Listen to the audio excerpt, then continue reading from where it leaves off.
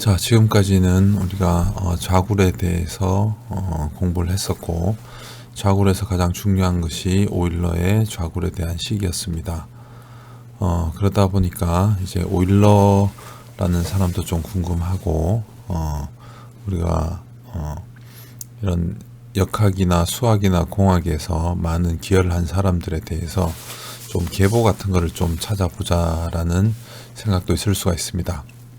그래서 제가 지난번에 구글과 그 다음에 수학자들에 대한 계보 프로젝트에 대한 홈페이지를 좀 참고를 하고, 그 다음에 위키도 계속 참고를 해서 여러 가지를 좀 찾아봤더니 우리는 지금 레온하르트 오일러부터 시작을 해서 초상화는 이렇게 그려지고요.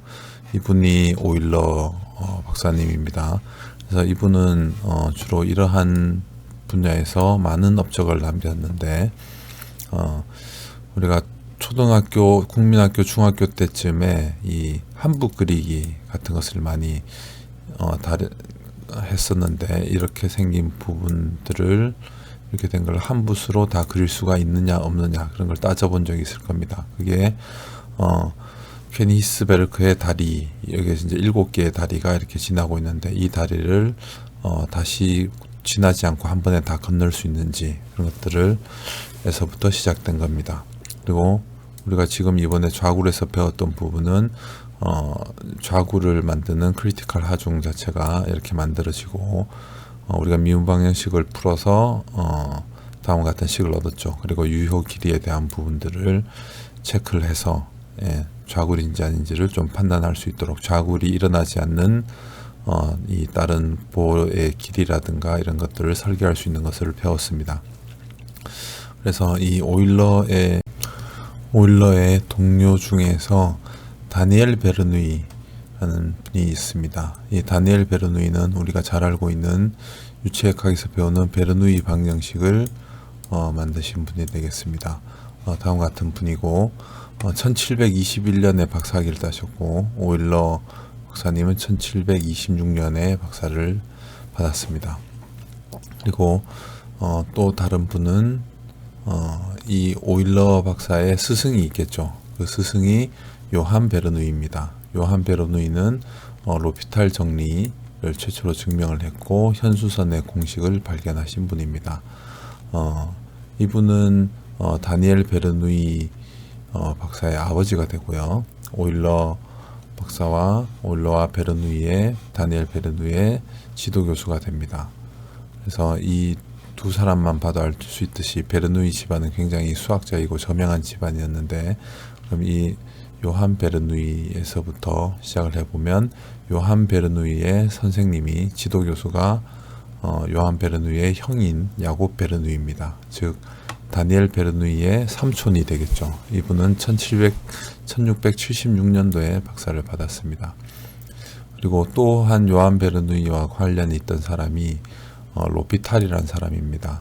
이 로피탈은 로피탈의 정리를 만든 것으로 유명한데, 여기서 요한 로피탈의 정리를 증명을 했다 그랬죠. 그래서 로피탈로부터 요한 베르누이가 재정을 좀 지원을 받고 미적분학을 좀 가르쳤습니다. 지금 고등학생들이 가장 어떻게 보면 좋아하는 수학자 중에 한 명이죠. 그래서 우리가 이런 극한을 할 때 둘 다 0분의 0이 되면 각각을 미분해서 한 것과 똑같다. 그래서 이 값을 x를 미분하고 사인을 미분해서 나온 값에다가 0을 넣어주면, 이때는 0분의 0 이런 게 아니기 때문에 미분치를 구할 수 있는, 극한값을 구할 수 있는 그런 식이 되죠. 그리고 그 다음은 야곱 베르누이로 봐서는 이분과 교류를 한 사람이 라이프니츠입니다. 라이프니츠는 미적분 쪽에서 굉장한 업적을 만들어냈는데, 뉴턴하고 미적분에 대해서 좀 다툼이라고 해야 될까요? 그런 게 있었죠. 그래서 누가 먼저 이런 것을 만들어냈느냐, 발견했느냐에 대한 부분이었는데, 라이프니츠가 만든 기호가 적분 기호, 그 다음에 dx 이런 형태의 미분 기호를 만들어냈습니다. 위에 이제 미분 2개 미분 3개 미분 했을 때는 이렇게 숫자를 지수로 쓸 수 있는 것을 만든 분이 라이프니츠가 되겠죠. 그래서 이분과 교류를 했던 게 야곱 베르누이고 제자가 요한 베르누이, 요한 베르누이의 제자가 레온하르트 오일러입니다. 다시 그러면 레온하르트 오일러의 제자가 있을 건데 이 제자가 라그랑주라는 사람입니다. 그래서 라그랑주는 굉장히 많은 역학에서 보면 굉장히 많은 업적을 남겼는데 라그랑주 역학, 뭐 천체 역학, 해석학, 정수론 이런 데서 많은 업적을 남겼고 우리가 유한요소법이나 이런 데서도 보면 오일러리안에 대한 부분과 라그란지안에 대한 유체 쪽에서는 되게 오일러리안을 많이 쓰게 되고 재료 고체 쪽 역학에서는 라그란지안 방식을 많이 쓰고 있습니다. 그래서 라그랑주라고 부르기도 하고 실제 프랑스 사람이 라그랑주라고 부르겠죠. 그래서 굉장히 유명한 분이고 우리가 특히 공업수학 이런 데서는 굉장히 많이 쓰이죠.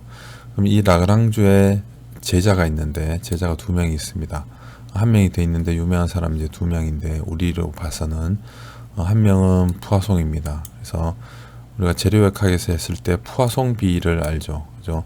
이 종방향의 변형률에 비해서 횡방향의 변형률이 줄어드는 그 비를 우리가 양의 값으로 나타낸 것이 누라고 하는 포화송비가 되고 이것을 만들어낸 사람이 포화송이 됩니다. 그리고 또 한 명의 제자는 퓨레라는 분인데 퓨레는 공업수학에서 특히 퓨레의 급수 그리고 퓨레의 변환으로 해서 모든 어떤 임의 함수는 삼각함수의 급수로 나타낼 수 있다.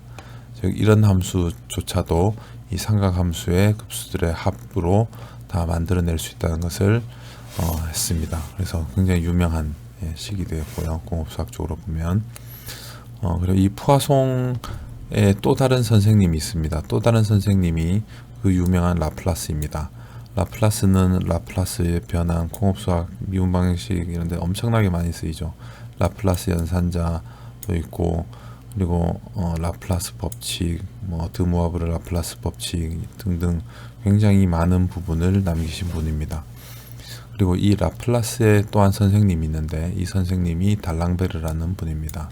그래서 달랑베르의 연산자 이런 백과전서도 만들었고 대수학의 기본 정리도 쓴 사람이 되겠습니다.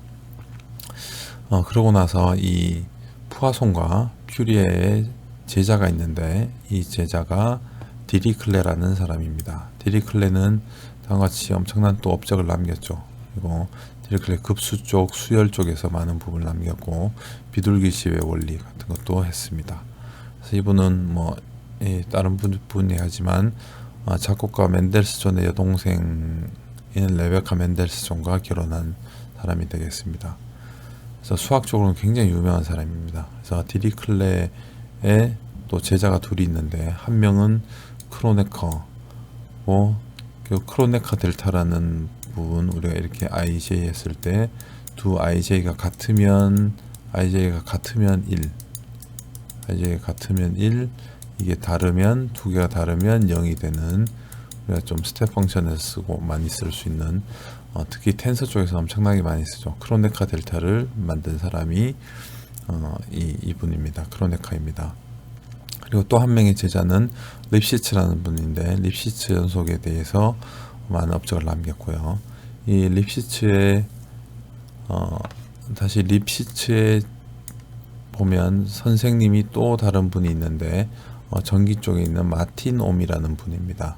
이 마틴 옴의 형이 게오르크 옴이라는 분인데 이분이 우리가 알고 있는 옴의 법칙을 만들고 옴의 단위를 이분의 이름을 따서 우리가 옴이라고 쓰고 있습니다.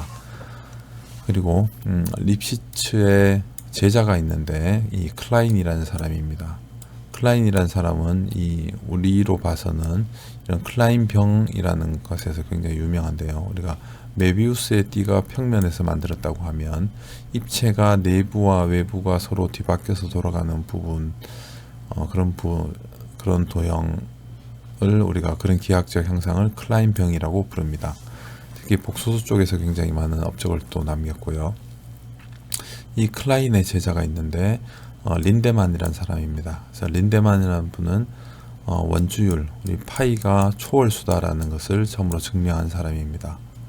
그리고 린데만의 제자가 굉장히 수학자 중 특히 19세기 초기에서 말부터 20세기 초에 굉장히 위대한 수학자 중에 한 명인 힐베르트라는 분입니다. 이 힐베르트라는 분의 업적만 해도 다음과 같이 엄청나게 많죠. 특히 힐베르트 스페이스나 이런 부분들은 우리의 역학 부분이나 수학 부분이나 굉장히 중요한 정리들이고 우리가 공부할 때 굉장히 머리 아픈 부분이 되겠습니다. 그리고 아인슈타인 힐베르트 작용 같은 것도 했었고 이분의 지도학생으로는 굉장히 많은 분이 있는데 이 중에서 우리가 재료역학이나 이런 쪽으로 봐서는 게오르크 하멜이라는 분이 있습니다. 게오르크 하멜의 또한 제자가 리차드 폰 미세스라는 분이 되고 이 폰 미세스가 우리가 많이 썼던 부분은 항복 조건 그리고 폰 미세스 응력이라고 해서 우리가 연성 재료의 파괴를 따질 때 우리가 최대 전단 변형률을 기준으로 연성 재료는 당연히 전단 응력에서 파괴되니까 최대 전단 응력 기준으로 이게 파괴가 일어난다 안 일어난다라고 하는 것들을 우리가 모아 서클에서부터 시작을 해서 식을 유도했던 게 이제 트레스카의 식이고 그다음에 재료 자체가 비틀림에 의한 변형에서 비틀림 에너지가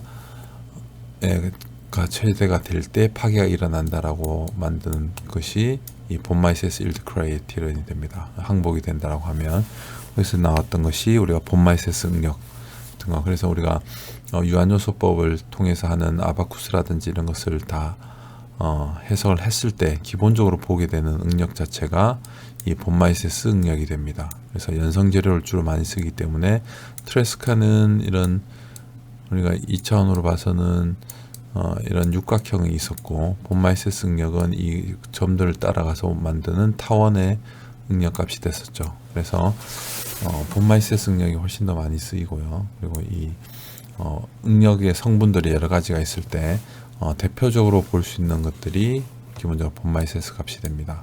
그래서 이런 계보를 조금 더 다시 이렇게 전체적으로 정리를 해보면 사진과 함께 정리를 해보면 다음과 같습니다.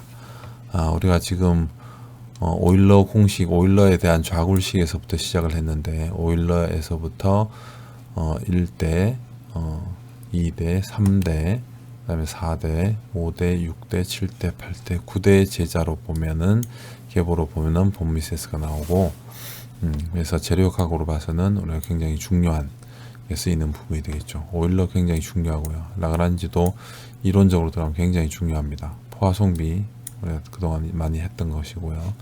그 다음에 옴의 법칙에서 옴 부분도 있었고 이 베르누이 법칙을 한 다니엘 베르누이 그 다음 미분 쪽에서 극한 쪽에서 많은 학생들이 가장 좋아하는 공식을 남긴 로피탈 그 다음에 미분에 대한 라이프니츠 엄청난 수학자인 라플라스 그 다음에 이 크로네커 델타를 만든 크로네커 그 다음에 아까 이야기했던 클라인병을 만든 클라인 등 굉장히 위대한 수학자인 또 힐베르트 해서 전체적으로 이런 계보로 될 수가 있습니다. 그래서 지금은 마지막으로 재료역학 부분을 끝나는 때쯤 돼서 이렇게 오일러부터 시작을 해서 과연 그 제자들은 누굴까 어떻게 연결이 됐을까라는 것을 찾아보다 보니 본미세스까지 내려오는 것을 알 수가 있어서 여러 가지 이것을 좀 알려주고 싶어서 이렇게 정리를 했습니다. 그래서 여기 나오는